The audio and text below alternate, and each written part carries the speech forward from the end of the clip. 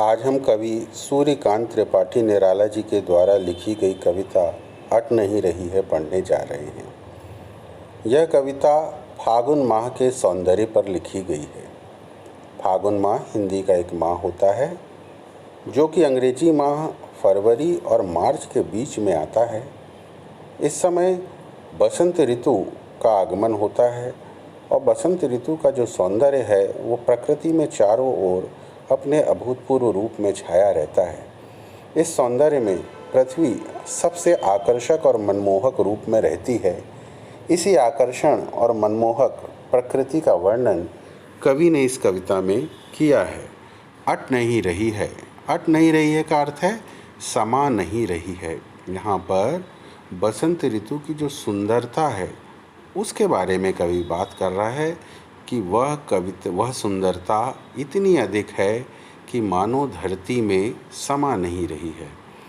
अट नहीं रही है आभा फागुन की, तन सट नहीं रही है। फागुन माह में प्रकृति में चारों ओर इतना अधिक सौंदर्य फैला हुआ है कि कवि कल्पना कर रहा है मानो धरती में वह सौंदर्य समा नहीं पा रहा है और धरती के पोर पोर से वह सुंदरता फूट कर बाहर निकल रही है। तन की बात कर रहा है, किसका तन? धरती का तन। ये धरती का जो शरीर है, इसकी जो मिट्टी है, जो खेत है, जो बगीचे हैं, उसके पोर पोर से कलियां, फूल, सुंदरता बिखेर रहे हैं। चारों ओर प्रकृति में अद्भुत सौंदर्य बिखरा हुआ है।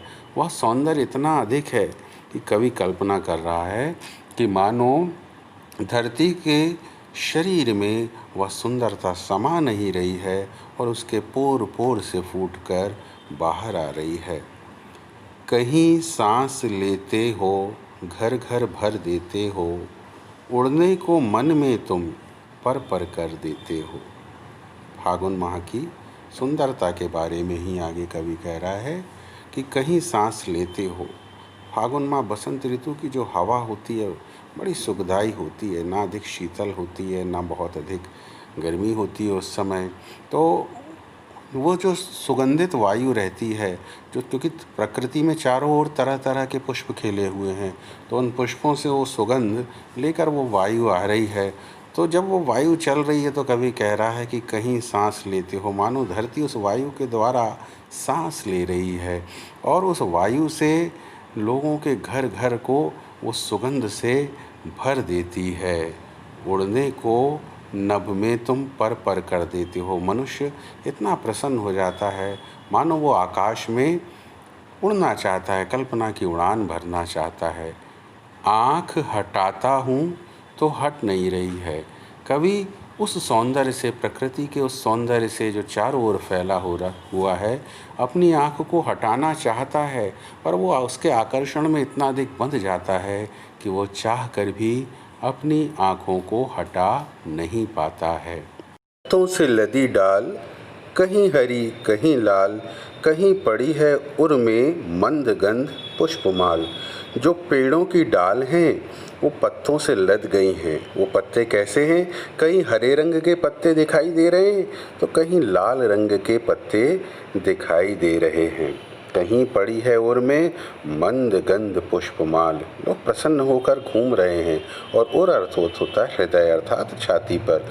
तो कहीं लोग अपनी छाती पर मंद मंद पुष्पों की सुगंध वाली फूलों की माला को डालकर घूम रहे हैं। पाट पाट शोभा श्री पट नहीं रही है।